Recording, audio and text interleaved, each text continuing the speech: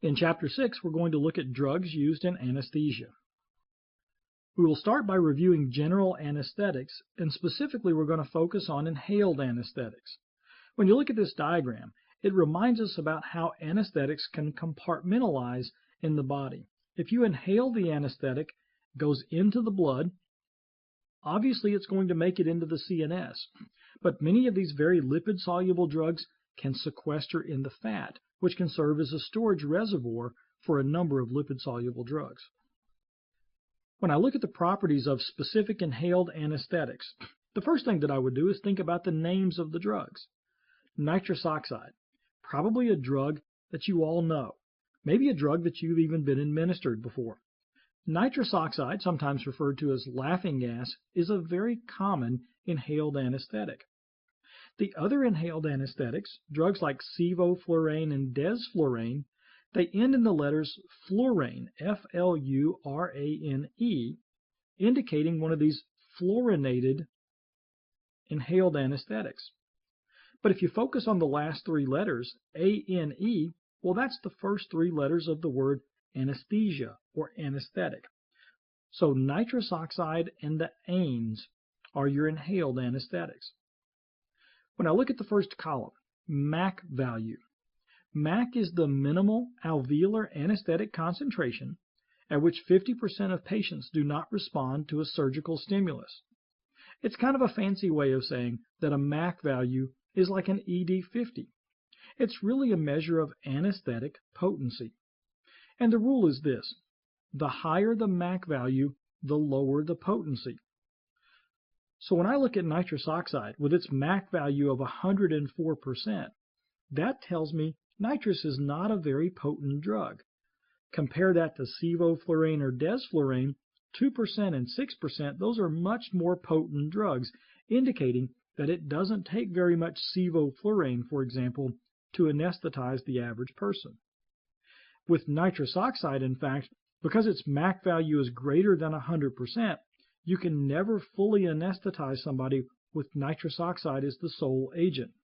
It's popular to combine this drug with other anesthetics, other inhaled, or perhaps even other IV anesthetics, but you can never use nitrous as the sole anesthetic because you cannot guarantee that the average person will be fully anesthetized. The next column is the blood gas ratio. What this column is going to predict is onset of activity. It'll also predict onset of recovery as well. When we think about the blood gas ratio, the rule is this: the lower the number, the more rapid the onset. So nitrous oxide, compared to, let's say, desflurane, has a more rapid onset of activity. Desflurane is going to be much slower. Basically, it's going to be more soluble in the blood and slower to move into the CNS. If a drug has a rapid onset, you would expect that it will have a rapid recovery as well. That's true for nitrous and sevoflurane compared to desflurane. Remember, the lower the number, the more rapid the onset. When I think about cardiovascular effects for these drugs, it's very minimal. And specific characteristics, I really don't see a good test question here. Certainly when I think about nitrous oxide, that rapid onset and recovery is the most significant property of this particular drug. In various anesthesia protocols, we can certainly use combinations of drugs. That can be combinations of inhaled anesthetics like nitrous oxide and another drug, or you can combine your inhaled anesthetic with IV anesthetics or local anesthetics. As we discussed in the table, MAC value is the concentration of inhaled anesthetic as a percent of inspired air at which 50% of patients do not respond to a surgical stimulus. We indicated that MAC is a measure of anesthetic potency. We know the more lipid-soluble the anesthetic, the lower the MAC value and the greater the potency. MAC values are additive. That's why if we use combinations of drugs, we can have a very effective anesthetic effect in these patients.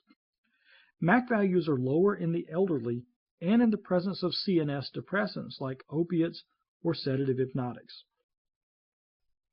In the table, we've already considered rate of onset and recovery because these depend on blood gas ratios. The more soluble the anesthetic in the blood, the slower the anesthesia. So anesthetics with a high blood gas ratio have a slow onset.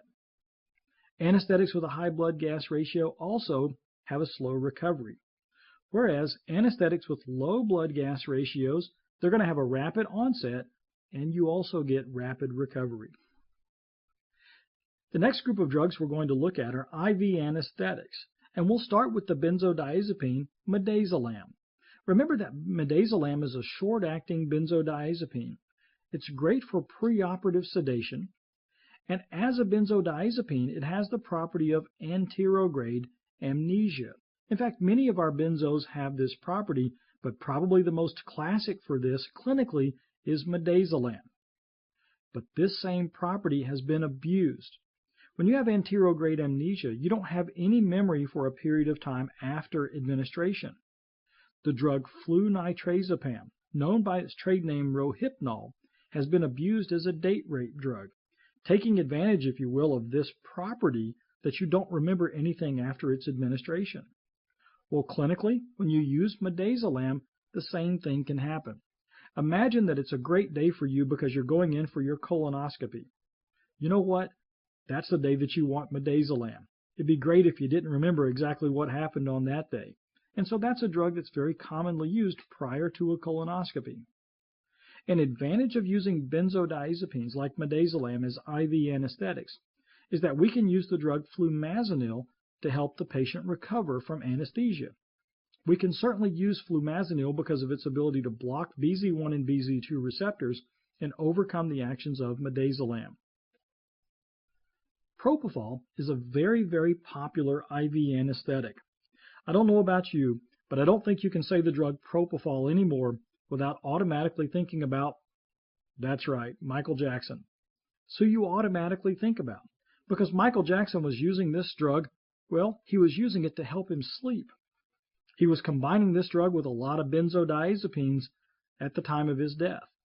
But for our purposes, propofol is a very effective drug for induction and maintenance of anesthesia.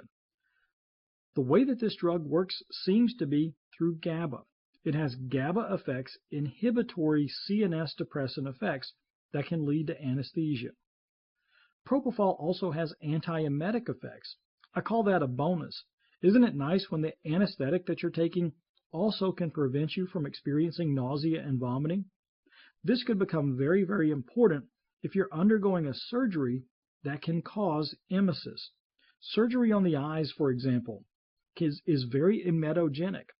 Propofol would be an ideal agent in a situation like that. It is a CNS and a cardiac depressant, perhaps because of its GABA effects.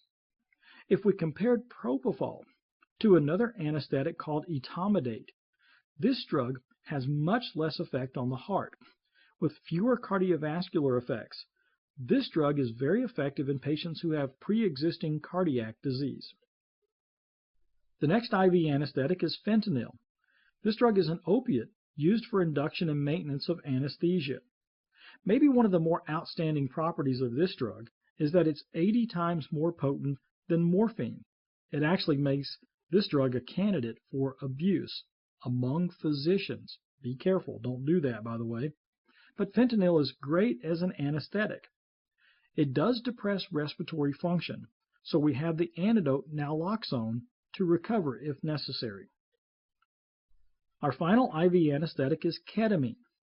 It's a drug that's known as a dissociative anesthetic, which means you don't detect any sensory input. Basically, ketamine makes you catatonic. It works by blocking NMDA receptors. Remember that this is a receptor for glutamate. Ketamine and the drug PCP work very similar as NMDA receptor blockers. Ketamine can be used for the induction of anesthesia, but it does have some very interesting properties. And this drug has been abused because it causes this emergent delirium and hallucinations. So while you're catatonic, boy, you're having some good dreams. It does have some cardiovascular stimulatory effects, but this drug has very little effect on respiration, making it a popular choice in asthmatics, although it can increase intracranial pressure. Our third group of anesthetics are the local anesthetics. When I look at this diagram, it allows me to discuss the mechanism of action of these drugs. In fact, let's remind you of a couple of points about local anesthetics. All locals are weak bases, and they have pKa values of approximately 8. Now, we have to go all the way back to ionization principles that we covered on page 4 to remember exactly how these drugs are going to work. Since they're weak bases, they're going to exist in two forms, ionized and non-ionized, and that's shown on this diagram. They can either be RNH3+, remember, we had previously called that BH+, B for base, or RNH2, which we had previously called B, which would be the non-ionized form of the drug. Think about this. If those are the two forms of the local anesthetic, which of those forms is the active form? It turns out that it's the ionized form. It's the ionized form of the local anesthetic that binds to the inside of the sodium channel, inhibiting its activity. When I look at the state of the sodium channel as it's shown here, you should recognize this as the inactivated state. The M gate is open and the H gate is closed. As we saw back in our chapter on antiarrhythmic drugs, this is the inactive state of the sodium channel. So that's how local anesthetics are working. They're going to prolong the inactivated state, preventing the sodium channel from returning back to rest. But here's some bad news for you. When you give somebody a local anesthetic, I want you to think about whether or not this drug is going to exist primarily in its ionized state or its non-ionized state. Consider the drug's pKa. Ask yourself this question. Are most pHs in the body less than 8 or greater than 8? And that's an easy question to answer, right? pHs in the body are all lower than 8 typically. So that means that's a more acidic environment relative to the drug's pKa. What's the predominant form of the local anesthetic? Ionized, the BH plus form. If you're thinking, why is that bad news? The ionized form, after all, is the active form. Do you see from the picture? We have to get that ionized drug inside the cell somehow, but ionized drug doesn't cross membranes. So the ionized drug has to be converted to the non-ionized form to cross the membrane. Even though that's a very small pool of non-ionized drug, when it crosses the membrane, it can then be converted to its active form, binding to the sodium channel, inhibiting neuronal firing. Every time that non-ionized drug moves into this cell, you're going to reestablish a new equilibrium outside of the membrane, where some of the ionized drug becomes non-ionized. So we're always going to have a very small pool of non-ionized drug that can get into the cell and become activated. If you look in the margin, there are several toxins listed over there that are sodium channel toxins. On this diagram also we see tetrodotoxin and saxitoxin. The reason why we show you these toxins work as sodium channel blockers, so their mechanism is very similar to the action of a local anesthetic. When we think about local anesthetics, all local anesthetics can be divided into two categories, either esters or amides. But all of the drugs have a common ending, and that would be cane. So local anesthetics are the canes. But how do I subdivide these drugs into esters and amides? I simply remember the rule that an ester has one I in its name. The part of the drug name, cane, contains an I. If the prefix for the drug's name does not contain an I, then it's an ester. But an amide has more than one I. So we know we're going to get an I from cane. If I get an I in the prefix, like lidocaine, well, that's an amide. Simple way to remember, one-eyed ester. One-eyed ester. Those are going to be your esters. Those drugs are metabolized by plasma and tissue esterases, whereas amides are metabolized by liver amidases. So we know how to classify the drug, and we know the enzymes that are going to metabolize the drug by following that rule on how these drugs are named. How about this as a question? Way back in general principles, we were talking about the first pass effect. We were talking about the fact that when certain drugs are taken orally, they can be extensively metabolized by the liver. Take lidocaine. That was an example that we used back then. If I take lidocaine orally, what happens? It's extensively metabolized by the liver. That very much limits its oral bioavailability. Now you can explain exactly why. It's because lidocaine is an amide, and it's metabolized in the liver by amidases. We want to look at nerve fiber sensitivity. The rule is this: the smaller the nerves and the faster their firing rate, the more sensitive they are to your local anesthetics. This is a very similar concept to what we covered back in antiarrhythmics, and it also relates to the use of anticonvulsants as well. Think about it. When you're dealing with arrhythmias, you want the drugs to target the part of the heart that is firing the fastest. That will depress cardiac firing, hopefully having an antiarrhythmic effect. It's the same thing that you want to happen when you're treating seizures. Where you're having excessive neuronal firing leading to the seizure, that's where you hope drugs like phenytoin or carbamazepine are going to work, by blocking sodium channels. Same thing for your local anesthetics. They're sodium channel blockers. They're going to block the nerves that have the fastest firing rate. So here's the order of sensitivity. Type B and C fibers are going to be affected first.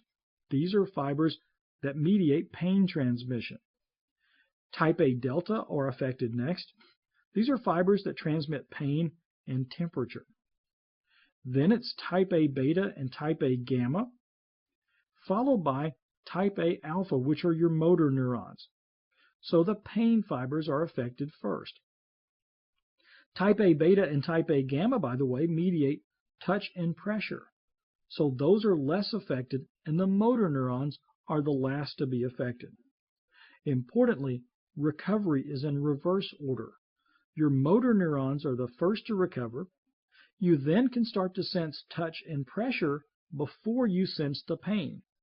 The pain fibers are going to be the last to recover. When you think about administering a local anesthetic, one of the ways to localize that drug is to co-administer it with an alpha-1 agonist. Perhaps you could add epinephrine to your local anesthetic.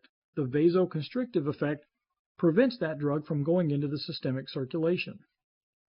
But what's the local anesthetic that does not need any help from an alpha-1 agonist or from epinephrine? Look in the margin for the note about cocaine. Remember, cocaine has its own intrinsic vasoconstrictive properties. This is a drug. Not only does it work as a local anesthetic and block sodium channels, it can also block the reuptake of norepinephrine. With more norepinephrine in the synapse, you get your own vasoconstrictive effects from this drug that, by the way, can lead to nasal ischemia. So think about it. Cocaine has its own intrinsic vasoconstrictive properties. When you think about side effects of local anesthetics, really the allergies from the esters are a very popular question. Esters form PABA and amides do not. So esters are going to cause allergies. If you put our phrase together with what we just learned about side effects, you can come up with the phrase one-eyed ester gets allergies. And you've covered a couple of the important properties of local anesthetics. When you think about skeletal muscle relaxants, focus on exactly where these drugs are going to work to relax the skeletal muscle. The target for these drugs most often is the nicotinic N sub M receptor found at the neuromuscular junction. We see that receptor depicted for us right here. The receptor has 5 subunits. Notice that 2 of those subunits are alpha subunits. That's where acetylcholine is going to bind. In fact, in order to activate this receptor, I need a molecule of acetylcholine to bind to each of those subunits. 2 molecules are required to activate this N sub M receptor. In fact, you can say that most often the skeletal muscle relaxant drug is simply going to block the binding of acetylcholine to one of those alpha subunits, and that's how these drugs are going to work. They're very popular in anesthesia and intubation procedures. We divide skeletal muscle relaxants into 2 categories. The first category is non-depolarizing, competitive nicotinic antagonists. You should focus on each of those words and compare it to our next group of drugs. Simply put, these drugs are blocking those alpha subunits of the N sub M receptor, preventing the binding of acetylcholine. While tubocurarine is considered the prototype of this group, it obviously is not a drug that we use anymore. We will mention several that are used on our next slide. Because these drugs are competitive inhibitors, they can be reversed if I could increase the levels of acetylcholine in the synapse. I can do that with acetylcholinesterase inhibitors like neostigmine or pyridostigmine. The drugs are going to be very selective for skeletal muscle, causing progressive paralysis of the face, limbs, and respiratory muscles. But they have no effect on cardiac or smooth muscle and no effect in the CNS. Remember, they are targeting N sub M receptors found only at skeletal muscle. The way to recognize commonly used non-depolarizing skeletal muscle relaxants is to look for two common endings, curium or curonium. Examples of curiums would be atracurium or mivacurium. Curoniums could be drugs like pancuronium, vecuronium, rocuronium. So if I see either of those two endings, I know that I'm looking at a non-depolarizing neuromuscular blocker. Atracurium is a drug that is considered safe in hepatic or renal impairment. Here's an interesting property of this drug, that it spontaneously inactivates to a metabolite called laudanosine. Why is this drug safe in somebody with renal or liver dysfunction? Because it does not need the kidneys or the liver in order to be metabolized. This drug can, spontaneously be metabolized to its metabolite called laudanosine. Now, I didn't say that the metabolite here is harmless, because laudanosine can actually cause seizures. But this drug is considered safe if you've got hepatic or renal impairment. Mivacurium is a second example of a drug that has a very short duration because it's metabolized rapidly by plasma cholinesterases. Our other category of skeletal muscle relaxants, depolarizing, non-competitive, nicotinic agonist. It's interesting to even call this a category because it only contains one drug, and that is the drug succinylcholine. But it's important to point out that succinylcholine is completely different in its properties from the previous group that we just covered. First of all, it's depolarizing instead of non-depolarizing. It's non-competitive instead of competitive, and it's an agonist instead of being an antagonist. Pretty easy to see why this drug is totally different. Simply put, succinylcholine as a drug has the following structure. If you were to take two molecules of acetylcholine and attach them together, if I attach acetylcholine to acetylcholine, I have just created the drug succinylcholine. Isn't it pretty easy to see why this drug works as an agonist? After all, it is acetylcholine. In fact, I call it acetylcholine times 2. It can stimulate nicotinic receptors, and that's why it causes the membrane to depolarize. Recognize that the non-depolarizing neuromuscular blockers all are simply blocking the alpha subunit. They're never going to activate the skeletal muscle and cause it to contract. But succinylcholine will cause an initial depolarization and muscle fasciculation. So when you give a skeletal muscle relaxant and the muscle contracts before it relaxes, we know that that was succinylcholine. In fact, as we continue on in what's called phase 1 of the action of this drug, depolarization, fasciculation, ultimately leading to a flaccid paralysis. You see, nicotinic receptors are readily desensitized. When you give somebody succinylcholine, it will continue to stimulate those nicotinic receptors until they stop responding. In other words, giving this drug, which is an agonist, eventually will work like an antagonist because you have desensitized the receptor.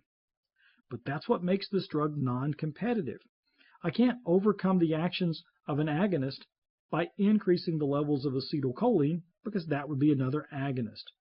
So notice the differences between succinylcholine and drugs like atracurium. If I were to use an acetylcholinesterase inhibitor in the presence of succinylcholine, in what's called phase 1, while the drug is still stimulating the skeletal muscle, I'm going to enhance that action. With more acetylcholine, I will more rapidly desensitize the receptor and lead to paralysis. Most often, if you need to have somebody recover from succinylcholine, they're going to recover on their own because of rapid metabolism of this drug by pseudocholinesterase. If not, you could certainly consider ventilatory support, because an acetylcholinesterase inhibitor has very minimal to no effects even if we wait until phase 2 when the receptor is starting to try and recover from its desensitization. I expect a short half-life from this drug. Rapid metabolism by pseudocholinesterase is going to lead to a very short half-life. But recognize, some individuals have an atypical pseudocholinesterase. This is another one of those genetic polymorphisms to be aware of. In fact, if a patient does not recover quickly from succinylcholine, if it takes hours for them to recover, what do you suspect?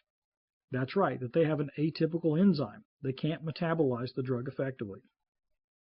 I want to watch out for the side effect of hyperkalemia.